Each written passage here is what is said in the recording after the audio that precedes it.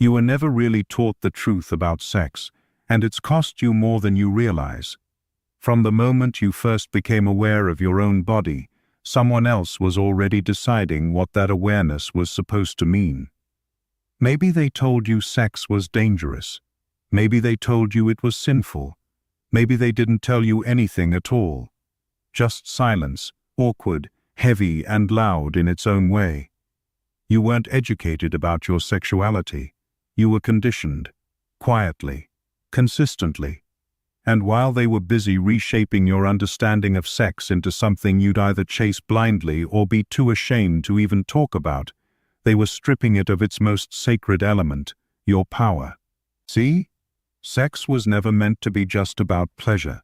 It's not just biology or reproduction or attraction. At its core, it's a connection to something much bigger than you. Something infinite. It's a current of energy that doesn't just flow through you, it created you. Your body isn't separate from your soul. Desire isn't the opposite of divinity. And once you start peeling away the layers of programming you've inherited, what's left isn't shame. It's truth. You didn't come into this world ashamed of your body. You weren't born feeling guilty for having desires. That was taught to you, imposed on you, long before you even had the words to ask why. Before you even understood what sexuality was, the system had already started doing its work. Maybe you showed a little curiosity about your body, and someone recoiled. Maybe you asked a question, and someone nervously changed the subject. Over time, without ever needing to be told directly, you learned there are parts of you you're not supposed to talk about. Pleasure is dangerous. Desire is dirty. Your body is something to hide, not celebrate. And you didn't just absorb that message in your mind, you felt it in your nervous system, in your breath, in your skin. You carried it with you through childhood, into your teenage years, into your first relationships, into the way you look at yourself in the mirror, into the silence between you and the people you love. And here's the thing, it wasn't always in the form of words. Sometimes it showed up in what wasn't said, in what your parents avoided, in the jokes at school, in the TV shows that treated sex like a punchline, in the religious dogma that made your body a battlefield between sin and salvation. What no one told you is, that was all by design. It's not an accident. Because when a person becomes disconnected from their sexual energy, they're easier to manipulate, easier to shame, easier to control. That energy, your sexual energy, is your life force. It's your raw creative power. It's the most potent fuel you've got. And if they can make you afraid of it, if they can twist it into something dirty or dangerous, they can make you small. They can make you easy to manage. And for most of us, it worked. We started associating our desires with guilt. We began policing our own thoughts. We learned how to perform, how to hide, how to squeeze ourselves into whatever shape society offered us. Sex became an act instead of an expression, a transaction instead of a transformation.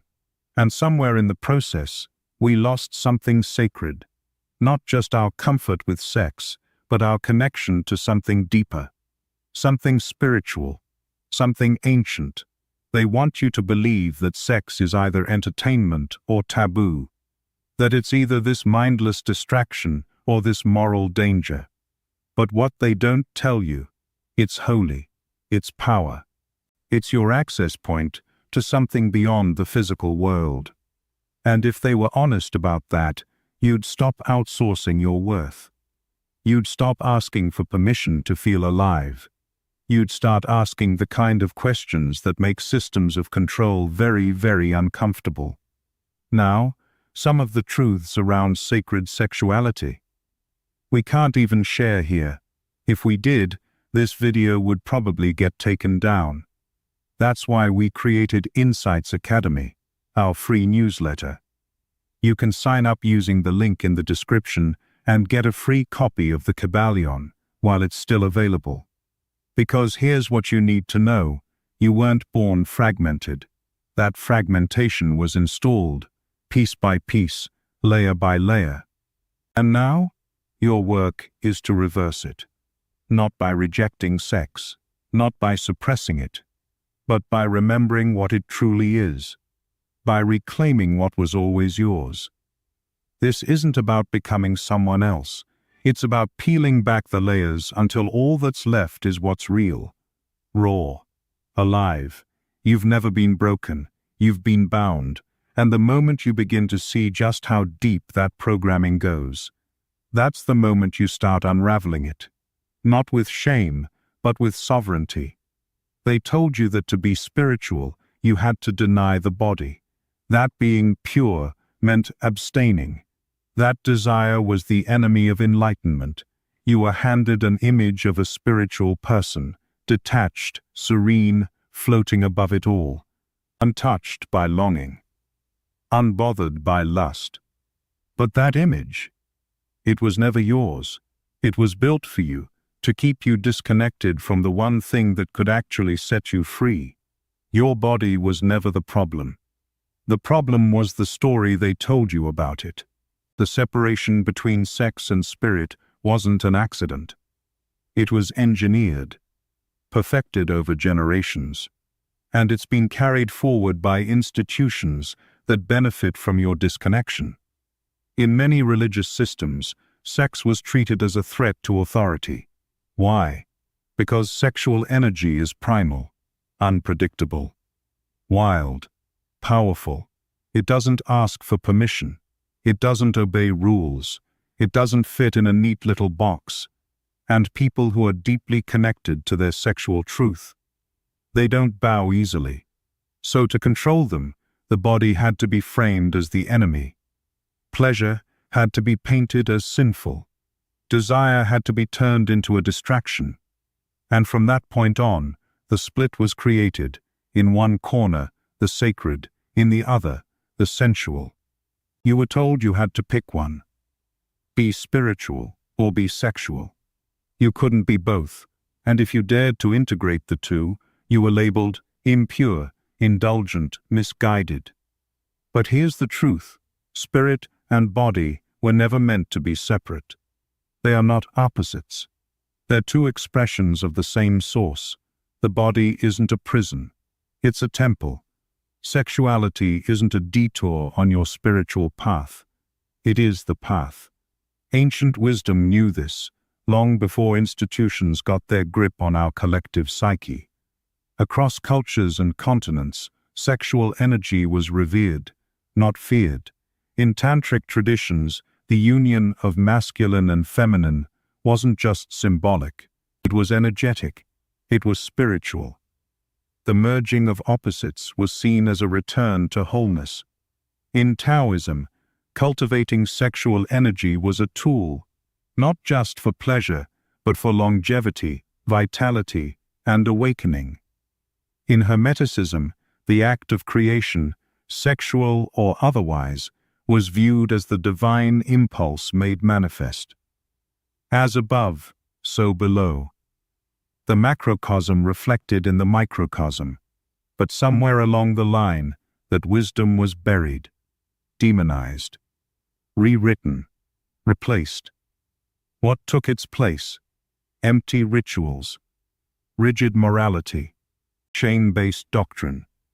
Instead of honoring the body, we were told to fear it. Instead of exploring our energy, we were told to repress it. All in the name of holiness. But there's nothing holy about shame. There's nothing sacred about self-rejection. You can't ascend by abandoning yourself. You can't reach higher realms by denying the very vessel that anchors you here. The body is not in your way. The body is the way. And yet, we internalized this false split so deeply. We tried to meditate our way out of desire. We spiritualized our own disconnection. We said, it's just ego. We said, it's just attachment. We said, I'm above that. When in truth, it was our life force trying to get our attention. But we didn't recognize it, because we'd been taught to run from it. We used meditation not to return to our bodies, but to escape them. But disembodiment is not enlightenment. It's dissociation. A spirituality that disconnects you from your physical self isn't awakening. It's avoidance. You were never meant to choose. You were meant to integrate. You were meant to bring the sacred into the flesh, to let divinity breathe through your skin, your breath, your being. This path isn't about indulgence. It's about reverence. It's about finally seeing that your sexuality is not something to overcome. It's something to honor, because the moment you stop splitting yourself in two, you remember what you were before the division. Whole. But most of us were never given that mirror. We were handed stereotypes, stories, scripts. We were told that sexual energy is just lust, just hormones, just a reaction to attraction. But that's just the surface.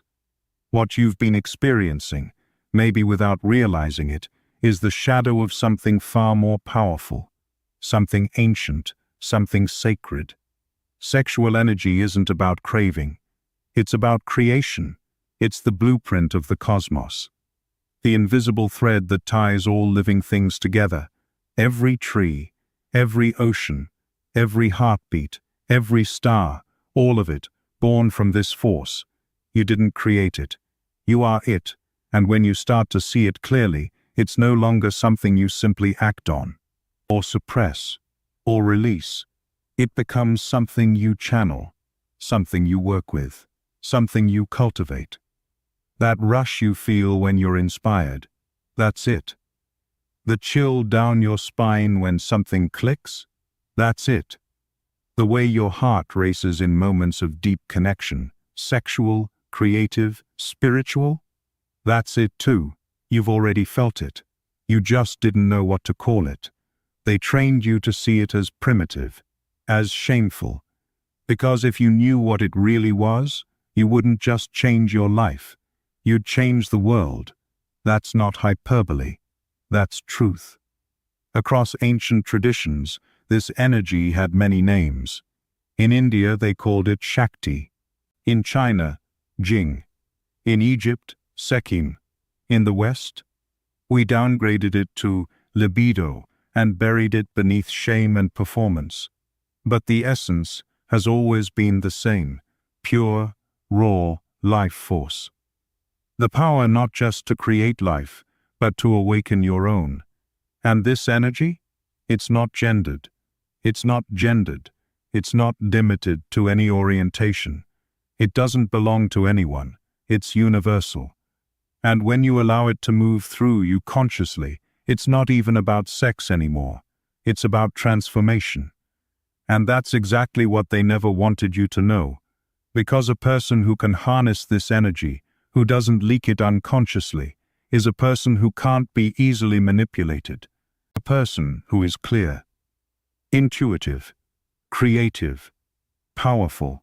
This energy heals the body, clears the mind, opens the heart, and more than anything, it reconnects you to the parts of yourself that were buried under years of shame, fear, and performance. But to unlock it, you've got to unlearn everything you were taught. To unlock this energy, to truly work with it, you have to unlearn everything they taught you. Not just intellectually, not just in your thoughts, but in your body. Because for most of us, our relationship with sex isn't about pleasure or intimacy. It's about performance, habit, confusion, or even pain. And here's why that matters. Healing your relationship with sex is not a technique. It's not about fancy positions or spiritual buzzwords. It's not about becoming some sacred sex version of yourself. It's about presence. It's about listening deeply to your body, to your energy, to what's real underneath all the performance, fear, and programming. You don't need to be in a relationship to access this. You don't need the perfect partner. You don't need candles or mantras or moonlight. What you need is awareness. What you need is intention. Every time you breathe with presence, every time you touch yourself or someone else with reverence, instead of shame. Every time you stop running from your desire and start listening to it, you are reclaiming your energy. You are remembering who you really are. Because this energy, it's sacred, not because someone told you so, but because you feel it. You feel it in your spine, in your chest, in your skin, in your breath. It's not dirty. It's not wrong. It's the same life force that births galaxies, and it lives inside you. But you can't access its full depth if you're still performing, if you're still trying to prove, impress, or please. Most people think orgasm is the goal of sex, the peak, the finish line. But what if that moment, that split second of stillness and surrender, wasn't the end of sex, but a portal? What if orgasm, when fully experienced, was one of the few moments in daily life where the ego completely dissolves? Think about it. In those few seconds, thought disappears. There's no fear, no past, no future, no roles, no identity, just sensation, just vibration, just energy. For that brief window, you're not you anymore. You're part of something much bigger, something that doesn't even have a name. That's not just biology. That's transcendence, and it's been hiding in plain sight this whole time. We've been taught to laugh at it, to rush it, to seek it like a reward. But ancient cultures treated it as a glimpse into the infinite. In tantric practice, orgasm wasn't the goal. It was the doorway, a sacred opening. And when approached with breath, intention, and deep connection, lovers could expand that moment, not just in duration, but in depth.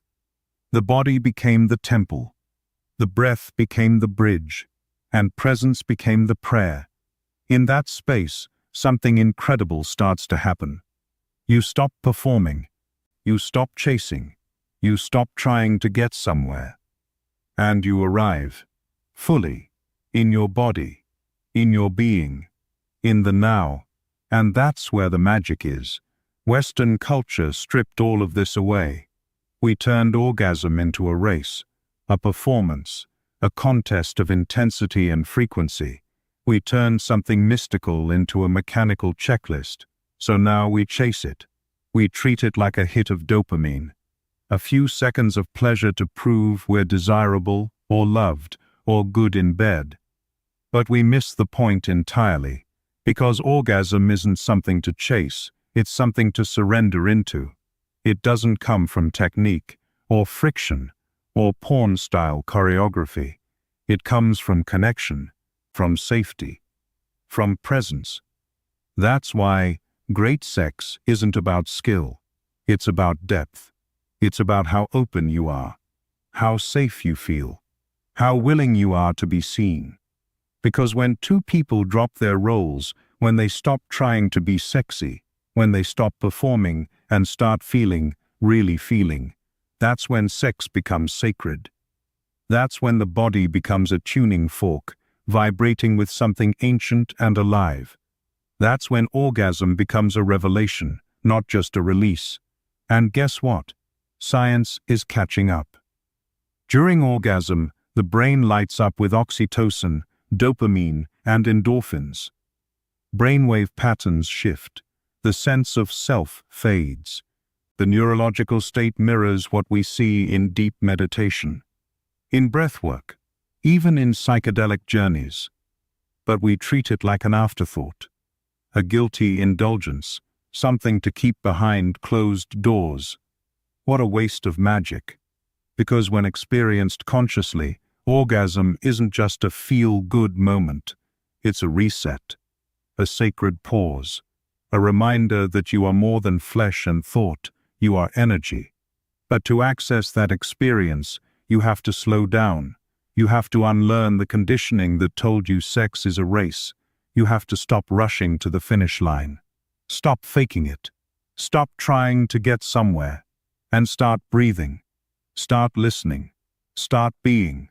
Not with your head, not with your fantasy, but with your whole being. And when you do, something ancient opens, something beautiful and holy and real, and it's not just in your partner, it's in you. Here's the truth most people avoid. The path to reclaiming your sexual energy isn't all bliss.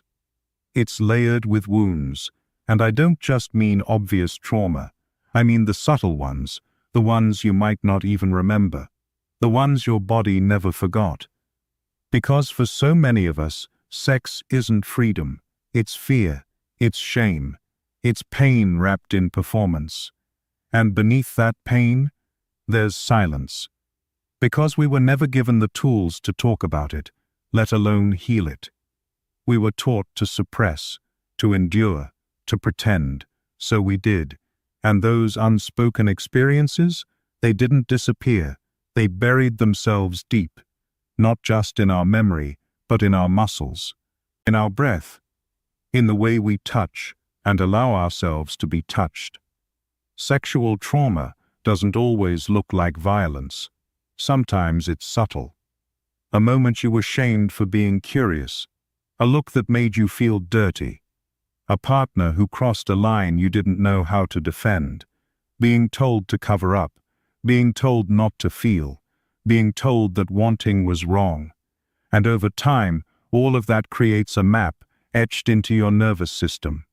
A map that says sex equals danger, vulnerability equals risk, surrender equals exposure, and even if your mind doesn't remember, your body does. That's why, for so many people, the deeper layers of sexual energy feel inaccessible, not because they aren't there, but because the door is locked. And the key, it's safety. Without safety, the body doesn't open. The breath doesn't deepen. Presence vanishes. You're stuck in survival mode. You're going through the motions, disconnected, distracted, or dissociated. This is where most people get stuck. They think something's wrong with them. They think they're broken. But you're not broken. You're protecting yourself, the only way you know how. Healing doesn't come from pushing harder. It comes from softening, from slowing down. You can't bypass this work. You can't meditate your way around trauma. You can't positive think your way out of it. True healing happens when you meet the body on its terms, not the mind's. That means slowing down, listening to the places that ache, making space for rage, for grief, for numbness, for whatever's been buried. Because those emotions, they're not mistakes, they're messengers, they're signals of where something was stolen, where you were silenced, where you were taught to disconnect from yourself. And every time you let yourself feel what was once forbidden, you reclaim a piece of yourself that got frozen in time. This is why true sexual healing is spiritual work, because it requires presence, it demands honesty, and it invites you to return to the places you were told to abandon. The body becomes both the battlefield and the sanctuary, and in that sacred space, raw, messy, real, the alchemy begins. You start to see something profound. Your pain is not separate from your power. Your sensitivity is not weakness, it's wisdom. The part of you that trembles is the same part that will eventually awaken. It's not quick, it's not linear. But every breath you take into the discomfort is a breath closer to freedom. Every truth you speak, first to yourself, then to others, is a step toward wholeness. This is the part most people avoid. The part that's not sexy, the part that doesn't look good on Instagram. But it's the part that holds the transformation. Because when you heal your relationship with sexuality, you're not just healing sex. You're healing your relationship with intimacy, with vulnerability, with embodiment, with trust. You're learning how to feel safe inside your own skin again. And from that place, everything changes, not just in the bedroom, but in how you walk through the world. Sexual healing isn't about fixing what's broken. It's about remembering what was always whole underneath the fear, shame, and silence.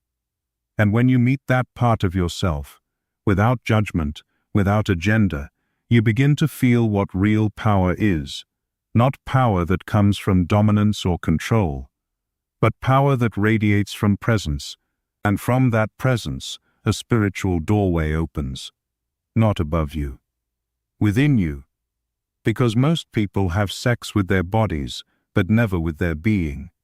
They touch skin, but never touch soul. And it's not their fault.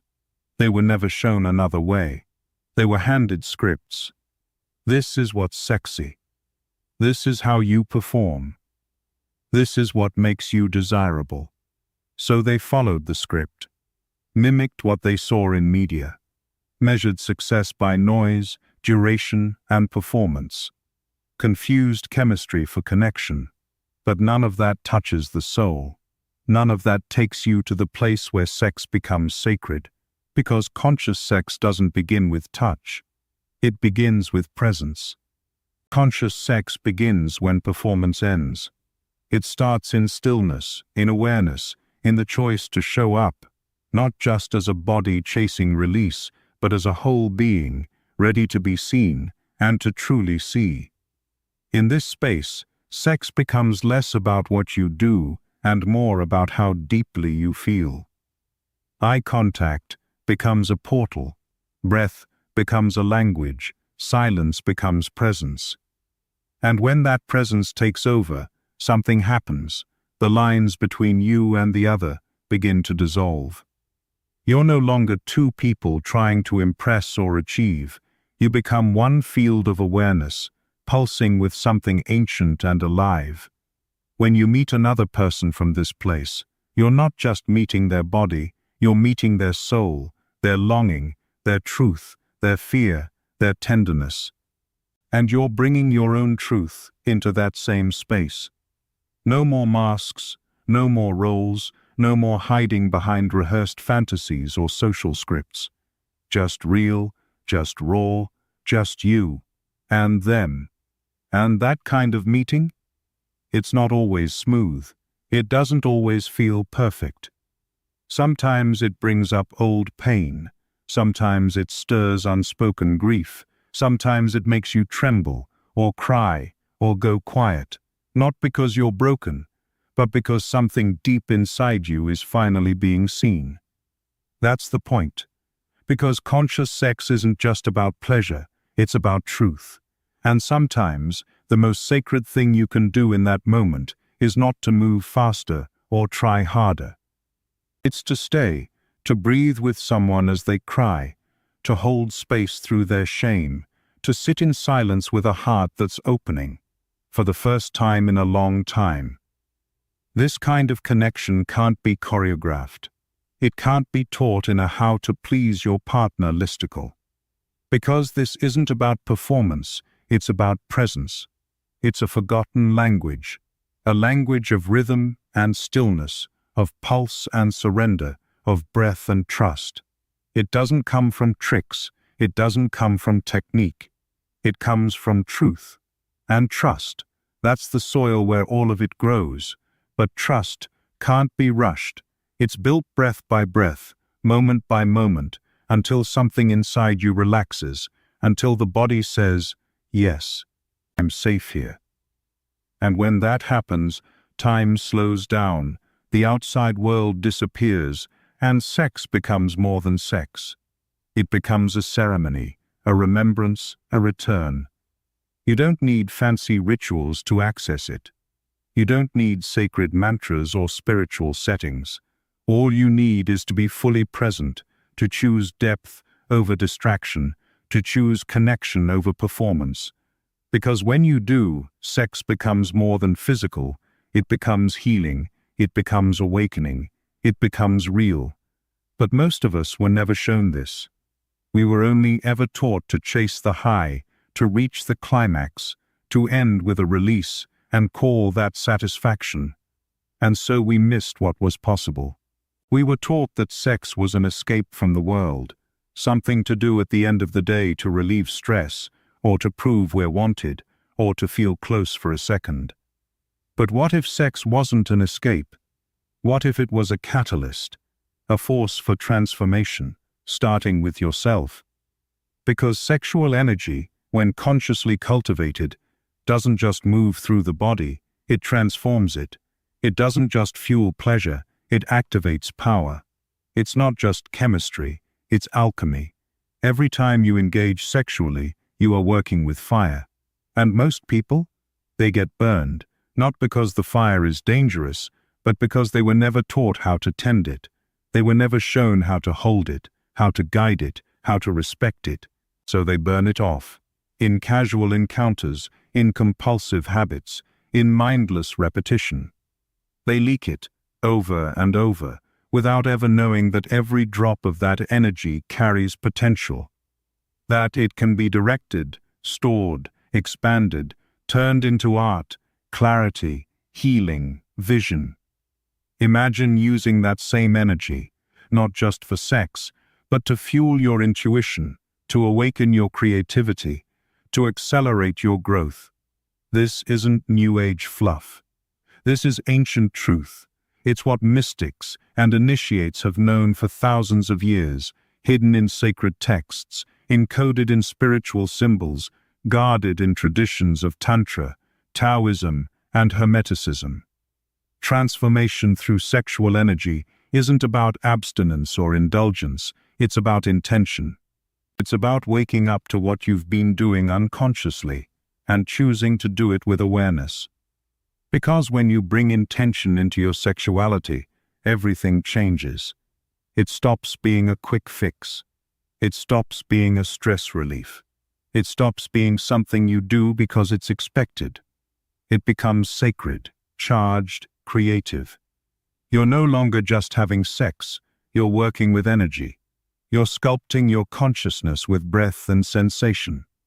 And in doing so, you become something unrecognizable to the version of yourself that once lived in shame or numbness. You become lit from within, and the world feels it. There's a reason you were never taught any of this, because someone who has awakened their sexual energy, who knows how to hold it, honor it, and channel it, is impossible to control. They don't need external validation. They don't beg for approval. They're not easily manipulated by trends, advertising, or fear. They're sovereign. And that is a threat to every system built on keeping you small. Because the world we live in profits from your numbness, it thrives on your shame. It's built on your belief that you are somehow not enough unless you buy something, prove something, perform something. So of course they didn't teach you how to generate your own power, how to feel alive from the inside out, how to use your sexuality as a fuel for creation and truth. Because once you do, you stop playing by their rules, you stop trading your energy for shallow validation, you stop chasing pleasure that's been packaged and sold to you. You start rising. And it's not loud, it's not rebellious in the way we've been taught to think about rebellion. It's quiet, it's internal, it's steady. You start to carry yourself differently. You move with a kind of grounded heat, a presence that others feel, even if they can't explain it. This is what spiritual fire actually looks like, not floaty, not dissociated, not lost in metaphysical theories, but rooted, embodied, alive. When you bring intention into your sexuality, everything becomes different. It's no longer just about friction, or performance, or some climax you chase to prove something. It becomes about depth, about what's moving through you, not what's happening to you. You're not just having sex, you're working with life force. You're shaping your inner world with breath, sensation, and presence.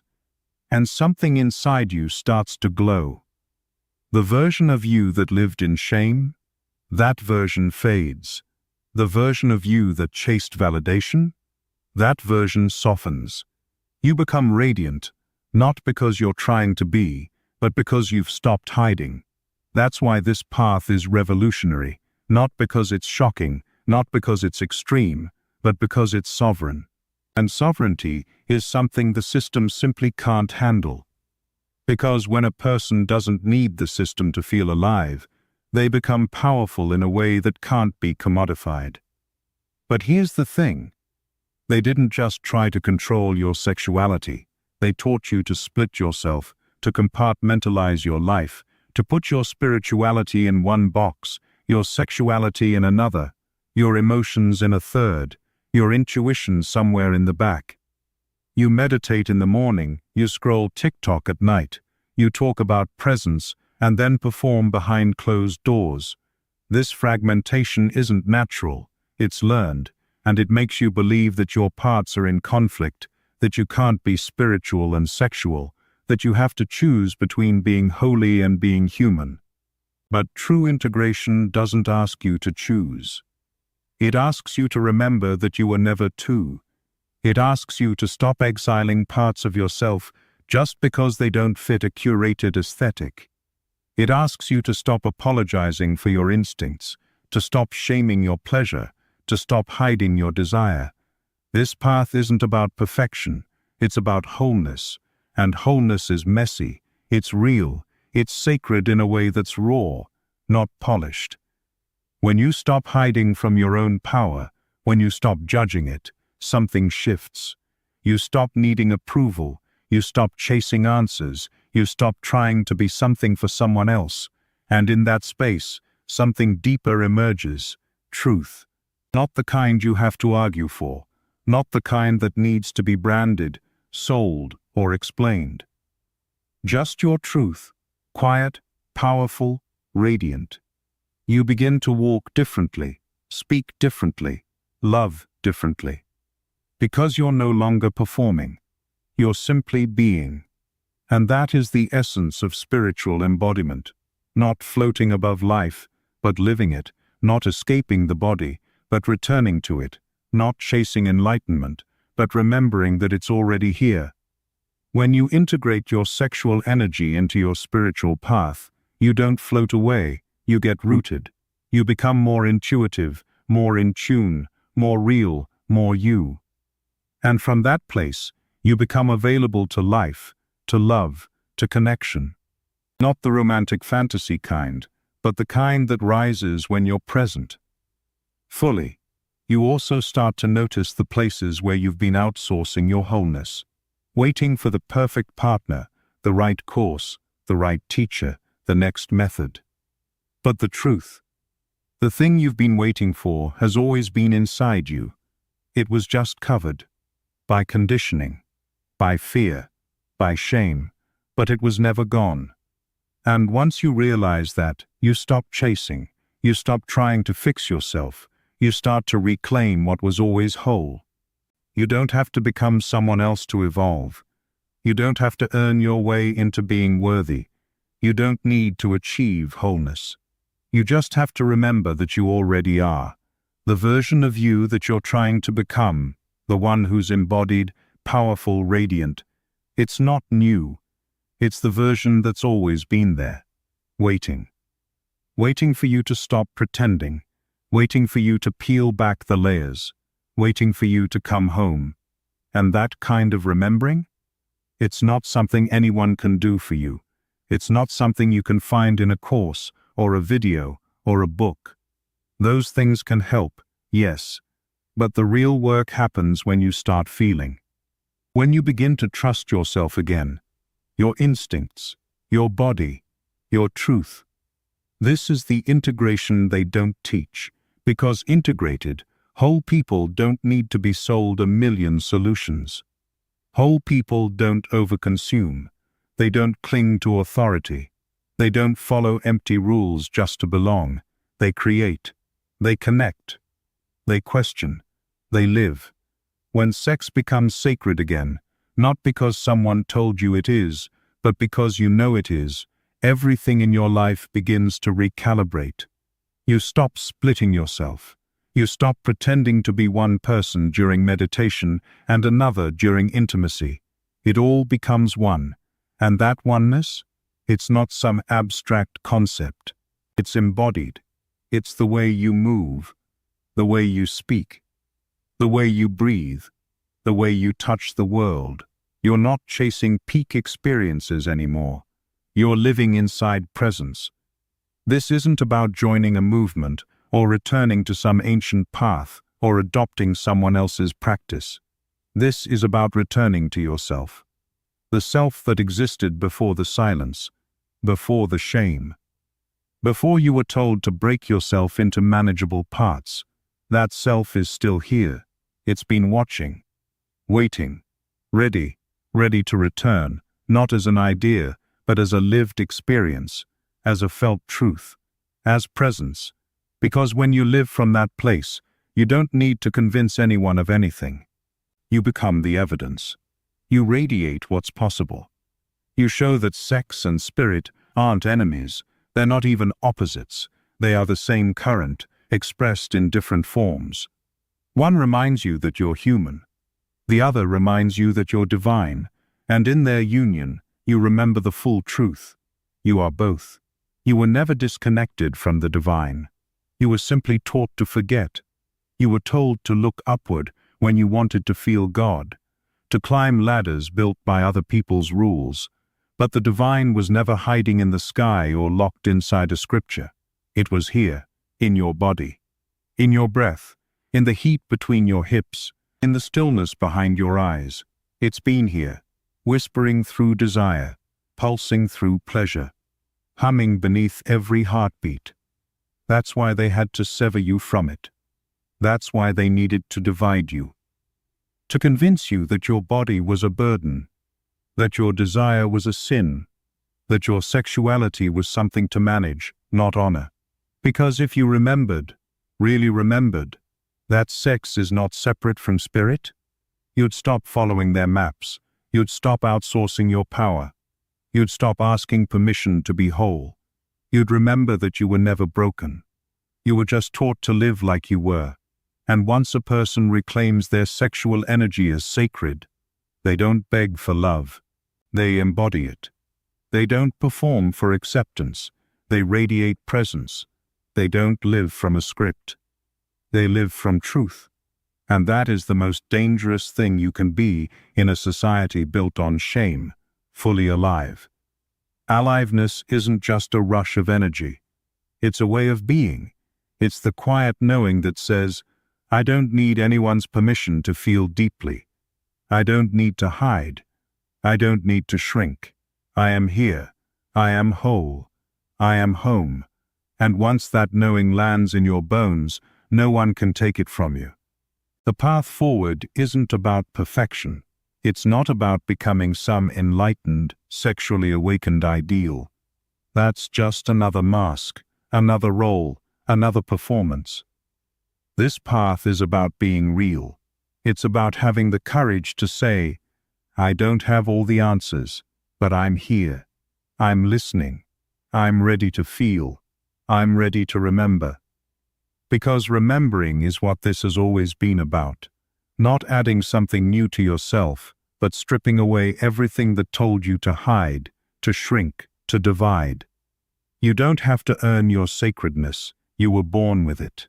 You don't have to perform your spirituality. You are divine.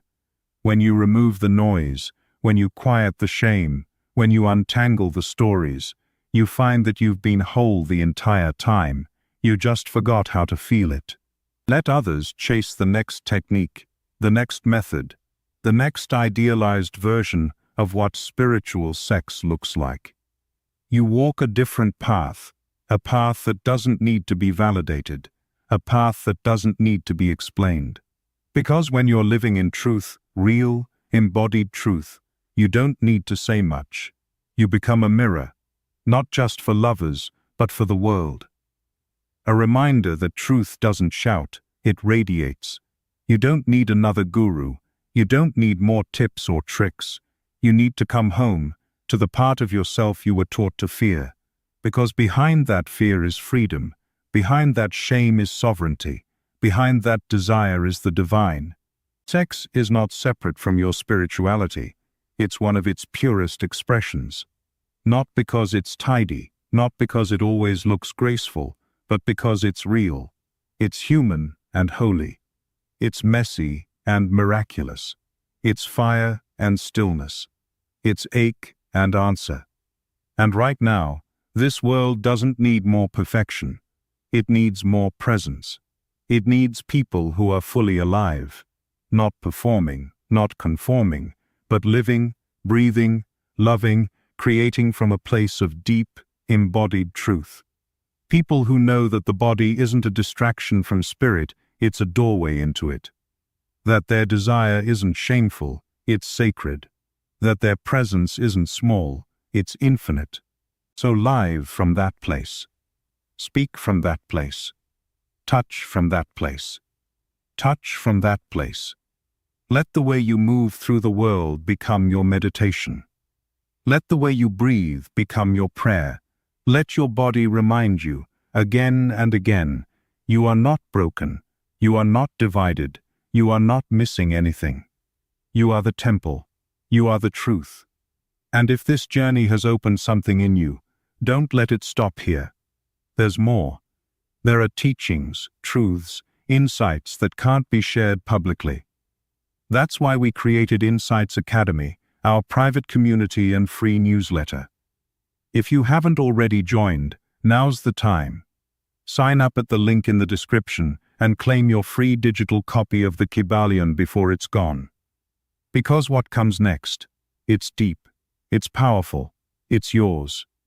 Most people have no idea how powerful their sexual energy really is because they were never taught. And if they were shown anything at all, it was a filtered, watered-down version, focused on mechanics and performance, not energy and consciousness. But every time you engage sexually, you're working with fire, literal life force. And when you engage with it unconsciously, mindlessly, it burns out fast, it gets leaked, drained, wasted. But when you engage with it consciously, it transforms everything it touches. This is the same fire that ancient mystics, yogis and shamans worked with. They called it different names, but the essence was the same, a dormant spiritual force within the body. In the yogic traditions, it's called Kundalini, the sleeping serpent curled at the base of the spine. And when it begins to rise, it doesn't just tingle your skin or give you a high, it restructures you. It awakens each chakra, each energy center in the body, it clears blockages, it shakes loose everything that's been stuck, suppressed, or forgotten. It's not polite, it's not subtle, it's not convenient, it's real. It brings your shadows to the surface, it exposes your wounds, it demands your truth.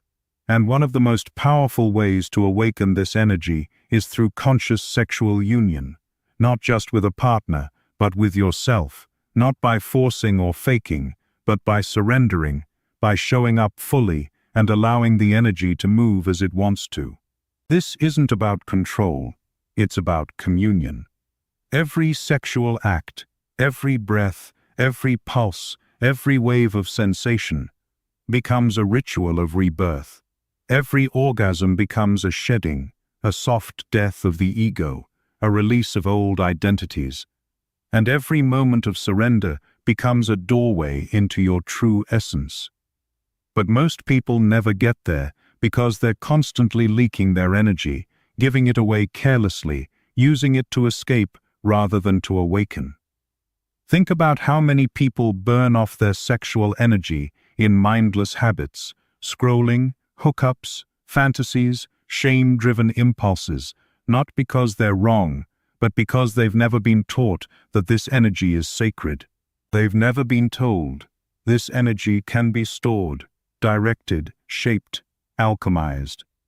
What if you could use that same energy to write a book, to launch a vision, to fuel your healing, to create art that touches the soul? You can, but it starts with waking up. It starts with realizing that you are not at the mercy of your desire, you are the steward of it. And when you hold your energy with reverence, it begins to build inside you.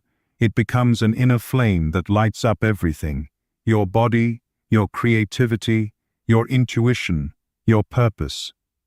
This is not new, this is ancient. This is what the great initiates of the mystery schools understood. It's what was encoded in sacred temples, preserved in oral traditions, hidden in myth and symbol, not as superstition, not as metaphor, but as technology, energetic technology. You don't need to abstain from sex to be spiritual, and you don't need to indulge in sex to feel alive. You just need to become intentional. Because when you do, sex becomes more than sex. It becomes a way of cultivating life force, of reconnecting to your divine source, of stepping into your full, embodied power. And that kind of presence?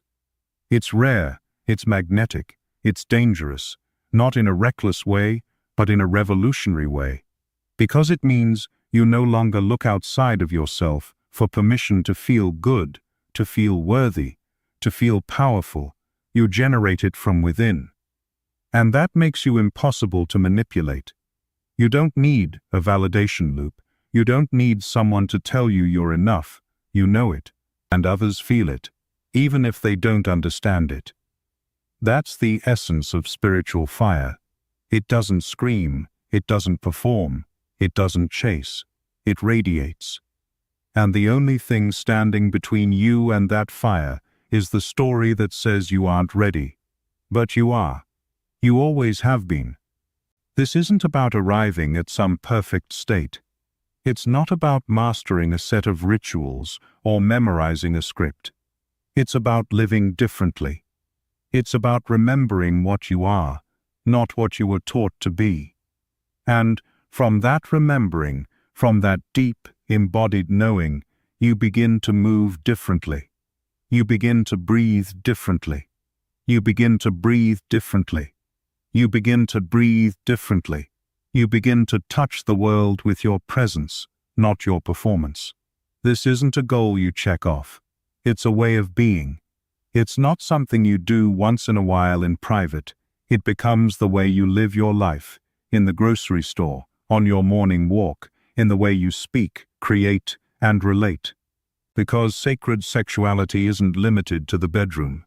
It's not limited to relationships or intimacy with others. It's about how you show up in the world. Are you living from your center? Are you grounded in your truth? Are you honoring your energy or giving it away to people, ideas, and systems that don't deserve it?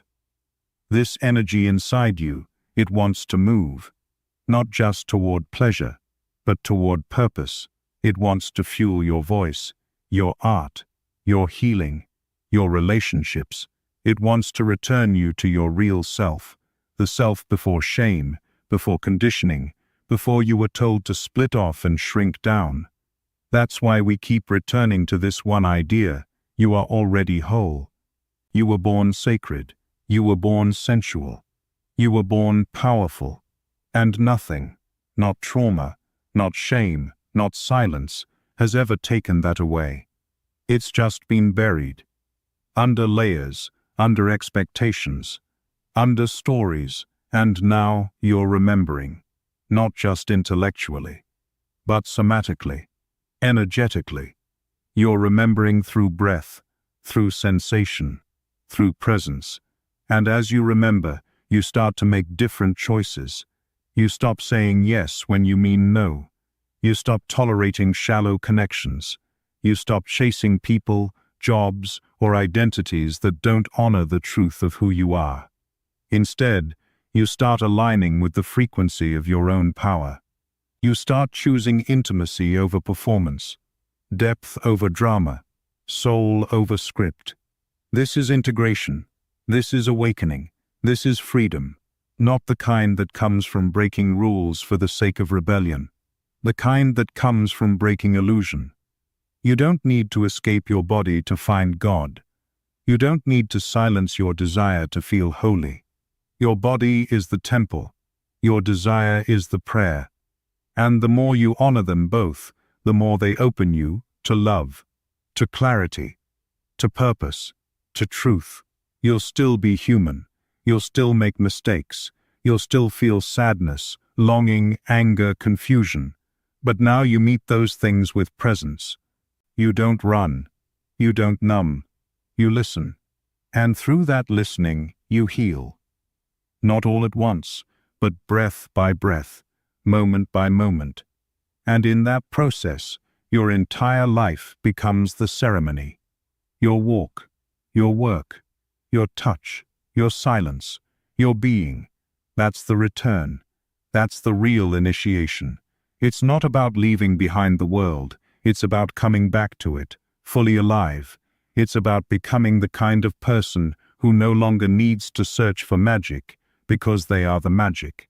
A human being, rooted in their truth, alive in their skin, in love with their own presence, a mirror to the world, a reminder that another way is not only possible, it's already here. So let this be your invitation, not to chase more information, but to embody what you already know. Not to wait for permission, but to claim your power, fully, honestly, unapologetically. Not to keep seeking answers outside yourself, but to listen to the one voice that's never steered you wrong, the one inside. If this journey has opened something in you, don't let it end here. There's more teachings, more practices, more truth, beyond what can be shared publicly. That's why we created Insights Academy, our private, off-platform space for those who are ready to go deeper. Join us at the link in the description. And while it's still available, claim your free digital copy of the Kybalion. Because this isn't just about sex, it's about energy, it's about truth, it's about awakening. And it starts with you.